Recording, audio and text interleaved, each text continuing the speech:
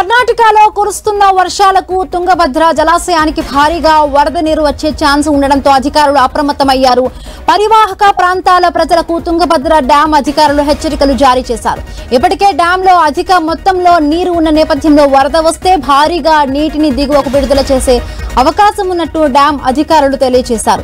ఎగువ ప్రాంతాల నుండి తుంగభద్ర డ్యాంకు వచ్చే ఇన్ఫ్లో బట్టి 2000 క్యూసెక్కుల నుంచి 6000 క్యూసెక్కుల నీటిని దిగువకు విడుదల చేసే అవకాశం ఉన్నట్టు తెలిపారు.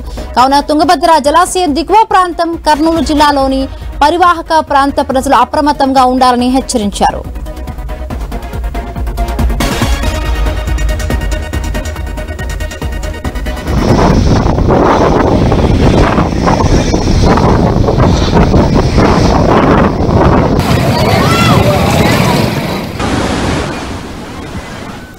ఇక ఎగువ ప్రాంతాల్లో కురుస్తున్న వర్షాలతో ఇప్పటికే కర్ణాటకలో తుంగభద్ర జలాశయానికి భారీగా వరద నీరు వచ్చే అవకాశం ఉందని అధికారులు చెప్తూ ఉన్న పరిస్థితి.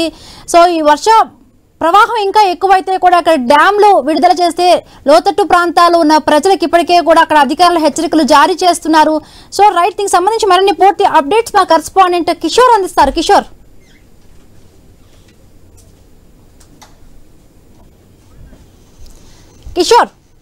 అక్కడ వరద నీరు వచ్చే అవకాశం ఉన్న నేపథ్యంలో ఏ క్షణమైనా కూడా తుంగభద్ర జలాశయం నుంచి నీటిని విడుదల చేస్తామని చెప్పి చెప్తున్నారు. అయితే దీనికి సంబంధించి ఇప్పటికే తుంగభద్ర జలాశయానికి సుమారు 51,000 క్యూసెక్కుల ఇన్ఫ్లోస్ వస్తున్న నేపథ్యంలో పూర్తి స్థాయి నీటి మట్టం 1633 అడుగులకు గాను ఇప్పటికి 1623 అడుగులకు చేరుకుంది.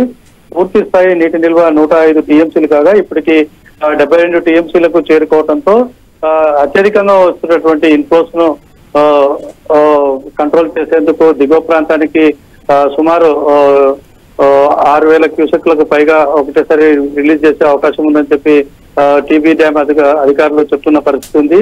ఈ నేపథ్యంలో పూర్తి స్థాయిలో కూడా లోతట్టు ప్రాంత వాసులందరూ కూడా నదీ పరివాహక ప్రాంతాల్లో ఉండేటువంటి ప్రజలందరూ కూడా అప్రమత్తంగా ఉండాలి.